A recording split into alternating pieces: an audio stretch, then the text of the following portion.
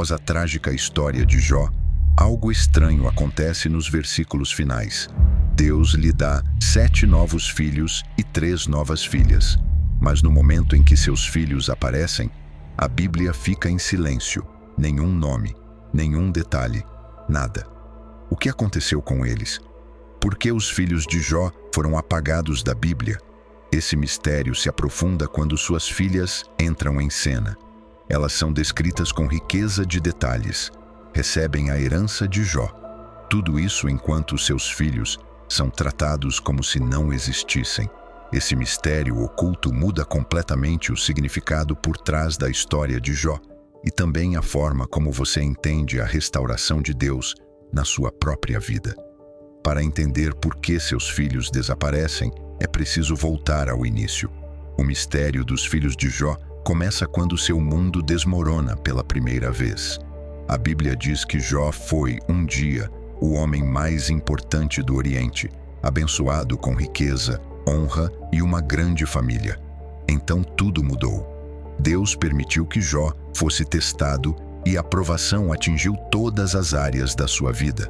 Saqueadores levaram seu gado, fogo consumiu seus rebanhos, seus servos desapareceram, seu lar foi destruído e todos os seus primeiros filhos morreram num único e terrível instante. E é essa primeira família, aquela que conhecemos no começo, que se torna a chave para entender por que seus novos filhos foram apagados da história. Logo depois, seu próprio corpo falhou. Feridas dolorosas cobriram sua pele, sua força ruiu, suas perguntas pesavam mais do que suas palavras. E mesmo no silêncio daquele sofrimento, ele continuava buscando a Deus, mesmo quando o céu parecia cruelmente calado. E é nesse silêncio, com tudo tirado, que a restauração finalmente começa. Deus ergue a vida de Jó do caos e lhe dá 7 novos filhos e 3 novas filhas, os primeiros sinais de que a luz está voltando após uma longa noite. E é aqui que o mistério dos filhos começa, porque o desaparecimento deles não é um acidente.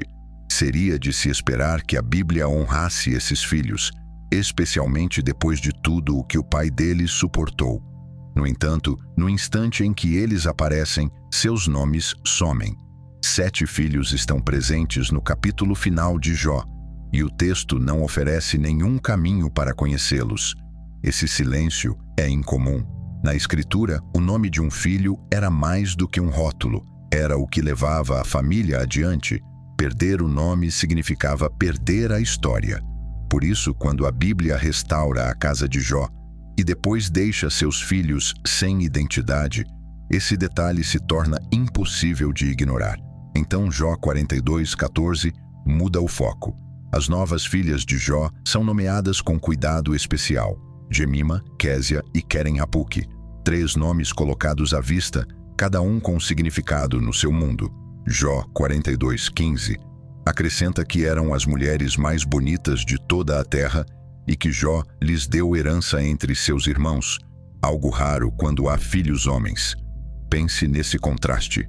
7 filhos estão presentes no mesmo lar restaurado, compartilham da mesma paz e do mesmo futuro, e ainda assim, a Bíblia os deixa sem nome e traz as filhas para o centro, com detalhes e honra.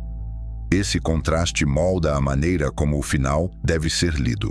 Num livro em que cada linha é intencional, nomear as filhas enquanto os filhos permanecem anônimos revela que a mensagem da restauração está em um lugar inesperado, e é por isso que esse detalhe importa. Filhos normalmente carregavam a família adiante, mas esses 7 desaparecem no instante em que surgem. Por que Deus daria novos filhos a Jó e deixaria o resto da história deles sem ser contado? Para compreender esse silêncio, é preciso voltar à primeira família de Jó, antes que ele perdesse tudo.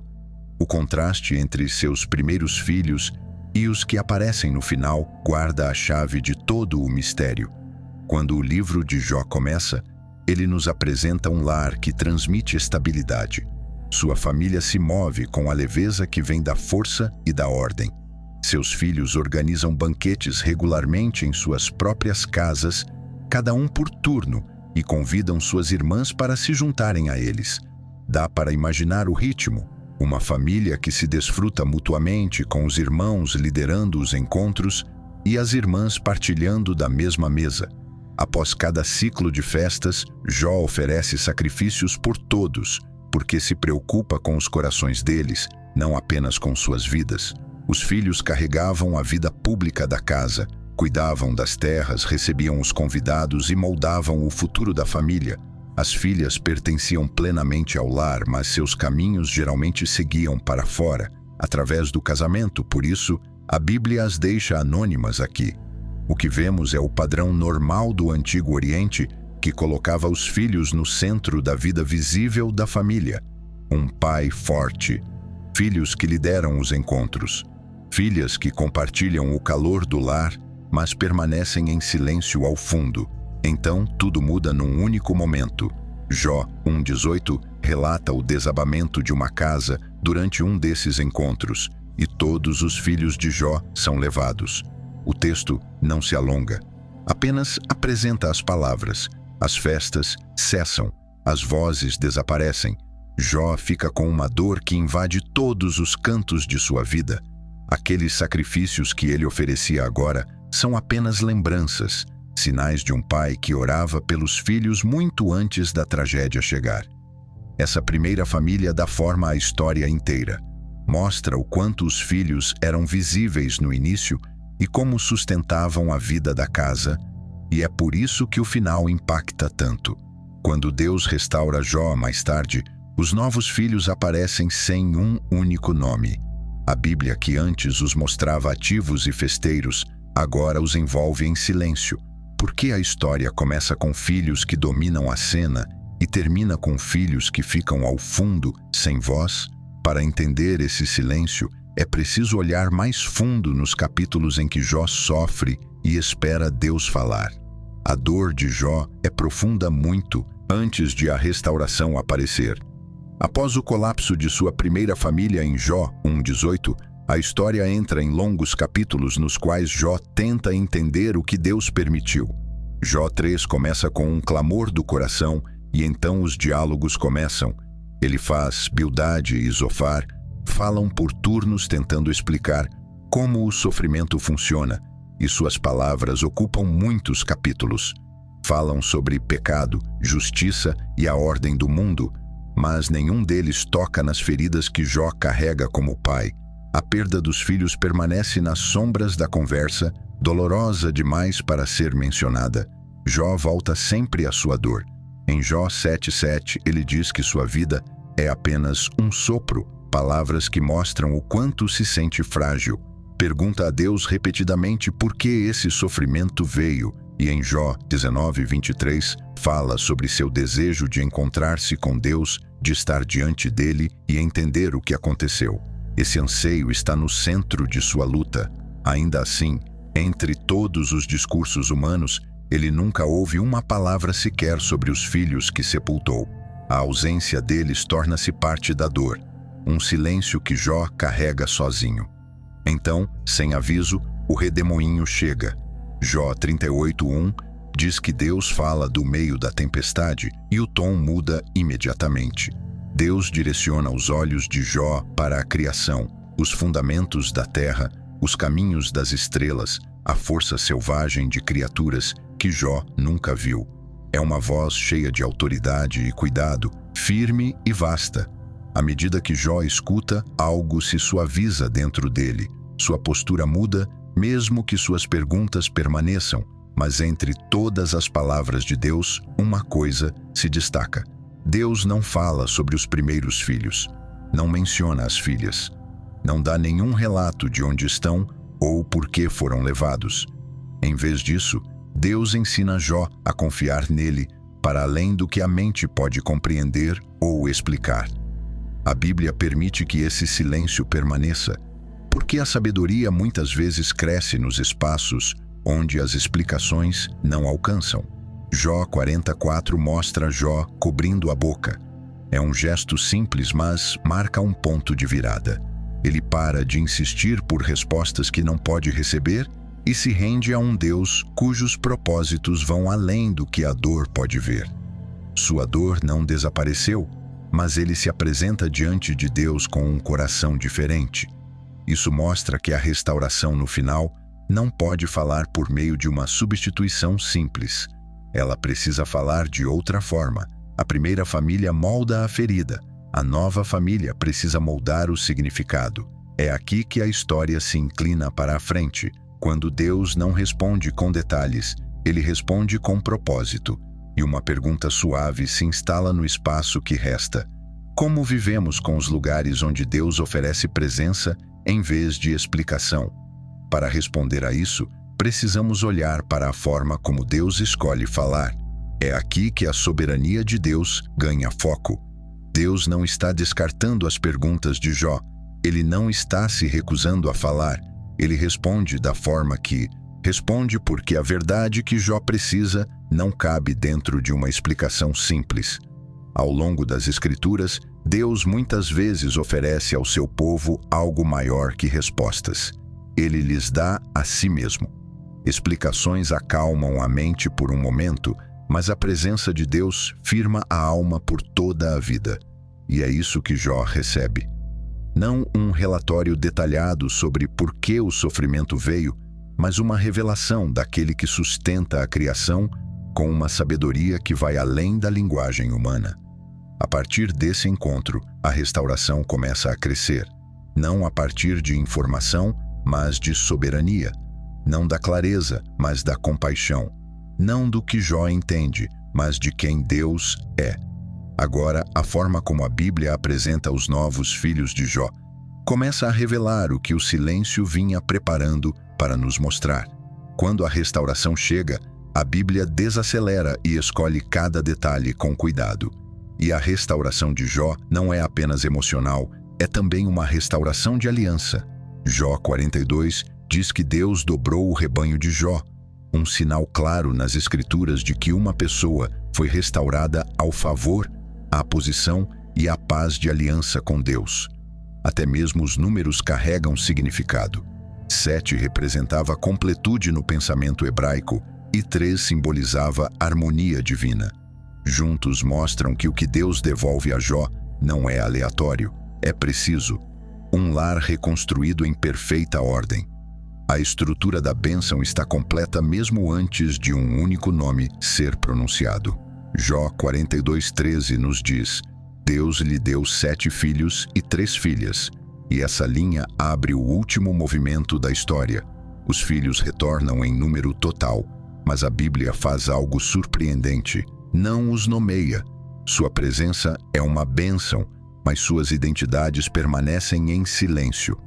Depois de tudo o que Jó enfrentou, esse silêncio chama atenção. É o primeiro sinal de que essa restauração está falando de um modo diferente. Em seguida, o foco muda. Jó 42:14 nomeia as filhas uma a uma, e cada nome carrega um significado em seu mundo. Jemima, evocando a calma de uma pomba, ou a luz suave da manhã, um retrato de paz após uma longa noite. Késia, ecoando a fragrância da cássia, uma especiaria associada à unção e à celebração, um lembrete da alegria que retorna a uma vida marcada pela dor. Keren Apuk, o pequeno frasco que guardava cosméticos para os olhos, símbolo de dignidade restaurada, uma vida erguida do pó e devolvida à honra. Esses nomes não são ornamentação, são uma imagem de cura expressa na linguagem cotidiana que o mundo antigo compreendia. E a Escritura intensifica ainda mais esse momento. A presença das filhas não simboliza apenas paz, alegria e dignidade. A própria existência delas ao lado dos 7 filhos e 3 filhas sela a mensagem de forma numérica e emocional. O lar está completo, e agora o significado dessa completude é revelado através das meninas que são nomeadas. Jó 42:15 continua essa inversão. Jó dá herança às filhas junto com os irmãos, algo quase impensável naquela cultura. O novo lar tem um tom diferente daquele que vimos no primeiro capítulo. As filhas se apresentam como herdeiras reconhecidas, honradas à plena vista. E a Bíblia faz questão de que você não perca esse detalhe. Dá quase para imaginar a cena. Jó, em sua velhice, reunindo sua família no silêncio depois do redemoinho. Filhos de pé, firmes e tranquilos. Filhas visíveis e honradas, com seus nomes levados de geração em geração. Esse momento revela o que os discursos anteriores não podiam dizer abertamente. A paz voltou onde a dor reinava. A alegria surgiu das cinzas. A dignidade foi restaurada a uma vida humilhada e quebrada. E então o texto estabelece um contraste suave. Os filhos continuam sendo parte da bênção de Jó, mas a Escritura não lhes atribui identidades individuais. Esse silêncio é intencional. Ele abre espaço para que os nomes das filhas transmitam a mensagem. O final não está centrado em linhagem ou estrutura patriarcal. Está centrado no tipo de graça que Deus concede após feridas profundas. Uma graça que restaura paz, alegria e dignidade de maneiras que ninguém jamais esperaria. Aqui o desenho se torna claro. É por isso que os filhos não são nomeados. Filhos nas Escrituras costumam representar continuidade, estrutura e legado. Sua simples presença já sinaliza completude e, no caso de Jó, restauração perfeita. Eles não precisam de nomes porque seu papel é estrutural, não simbólico. Mas filhas, quando nomeadas, transmitem outra mensagem. Elas carregam a cor e o significado do que Deus fez. Jemaima, Késia e Keren Apuk são nomeadas porque a restauração se expressa por meio delas. Suas identidades são a chave interpretativa que o livro coloca em suas mãos. Os filhos representam a estrutura da bênção. As filhas revelam o significado dessa bênção e seus nomes são a mensagem. Agora que o propósito dos filhos sem nome está claro, a história mais ampla das Escrituras mostra que Deus frequentemente destaca figuras inesperadas que carregam o significado de sua obra. A história de Jacó e Esaú é um desses fios iniciais. Gênesis mostra a bênção passando para Jacó, mesmo que o costume fosse favorecê-la ao irmão mais velho. Depois, José se torna o salvador de sua família, embora tenha começado como o irmão rejeitado. Em 1 Samuel, Davi, o mais jovem e improvável, é ungido rei. Cada momento carrega a mesma verdade sutil. As escolhas de Deus nem sempre seguem a ordem cultural, e a Bíblia mantém essas inversões em vista para que o leitor aprenda a esperá-las. Um paralelo mais claro aparece em Números 27, quando as filhas de Zelofeade se aproximam de Moisés porque seu pai morreu sem filhos homens. Elas pedem terra para manter o nome da família vivo. Deus confirma o pedido e estabelece uma lei que protege a herança das filhas nessa situação. A coragem delas entra para a história inicial de Israel, mostrando que filhas podem ocupar o centro de decisões importantes nas Escrituras. A restauração de Jó segue essa mesma linha. Suas filhas não apresentam um caso, mas o resultado se assemelha à honra recebida pelas filhas de Zelofeade. Jó as coloca ao lado dos irmãos como herdeiras, e a Bíblia traz seus nomes à tona com cuidado. Em ambos os momentos, filhas entram em um espaço normalmente reservado aos filhos, e sua presença se torna um sinal de que a bênção está se desdobrando de um modo que só Deus poderia arquitetar. Essas inversões fazem com que o final de Jó fale com mais força. Os filhos fazem parte da vida renovada de Jó, mas a mensagem da restauração flui por meio das filhas. Seus nomes se alinham ao padrão mais amplo das Escrituras. Figuras inesperadas se tornam os vasos do que Deus está ensinando à sua geração. Isso nos leva aos escritos produzidos por gerações posteriores, obras que preencheram o silêncio e mostram o quanto elas sentiram o peso das filhas de Jó. Muito antes de estudiosos debaterem o livro de Jó, os primeiros leitores já sentiam o peso da presença das filhas na restauração. O próprio texto direciona nossa atenção para elas, por isso não é surpresa que gerações posteriores tenham começado a explorar esse destaque em seus próprios escritos. À medida que a história de Jó atravessava os séculos, as pessoas começaram a investigar os silêncios do livro, especialmente as partes que o texto deixa deliberadamente não ditas. Essas reflexões não se tornaram escritura, mas revelam como comunidades anteriores lidavam com as mesmas perguntas que você está seguindo agora. O silêncio em torno dos filhos e o destaque surpreendente das filhas. Esses leitores intuitivamente reconheceram o mesmo padrão que a Escritura mostra, que os filhos completam o lar, mas as filhas carregam a mensagem daquilo que Deus restaurou. Um dos exemplos mais claros aparece em um escrito judaico, conhecido como o Testamento de Jó. É uma releitura antiga e imaginativa dos últimos anos de Jó, escrita para honrar a profundidade espiritual da história. Não possui autoridade canônica, mas revela o quanto as comunidades antigas sentiram o impacto narrativo que Jó 42 provoca. Em suas páginas, as filhas ganham destaque com um significado que ecoa aquilo que a Escritura insinua. Um visitante angelical dá a cada filha um cordão ou faixa e, ao usá-los, suas vozes mudam. Seus cânticos assumem um tom descrito como brilhante e sobrenatural, como se suas palavras tocassem os limites do céu. Os filhos estão lá, ao fundo, fiéis, constantes, mas a narrativa dirige sua energia para as filhas. O Testamento de Jó até preserva seus nomes em formas gregas que mantêm os significados sugeridos pelos nomes hebraicos. Jemima torna-se luz do dia ou pomba. Késia torna-se Cássia. Queren-Apuk vira chifre da beleza. Leitores antigos usaram esses nomes para explorar as qualidades espirituais da restauração. Refletiam sobre eles percebendo que as filhas carregavam temas de paz, alegria e dignidade que o texto bíblico apenas começava a revelar. Sua imaginação ampliava o quadro sem substituir as escrituras, mostrando o quanto sentiam o peso dessas três mulheres. E esse instinto importa. Quando as comunidades antigas preenchiam o silêncio, não criavam histórias sobre os filhos, ampliavam as histórias das filhas. Essa escolha reflete a própria forma de Jó 42. A Escritura traz as filhas para o centro. Os crentes das gerações seguintes seguiram essa direção, tratando as filhas como uma janela para o significado da renovação de Jó.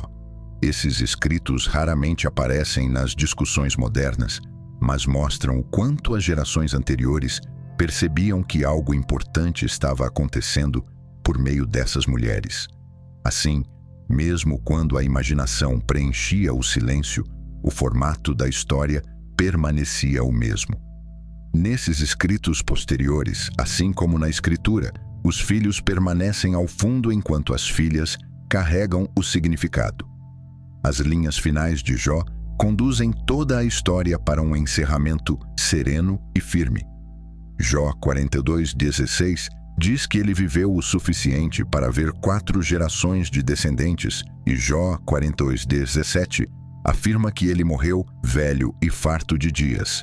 A Bíblia o deixa em paz, cercado pela vida que floresceu após um tempo de dor que parecia insuportável. E é aqui, nesse silêncio, que o mistério dos filhos atinge seu ponto mais claro.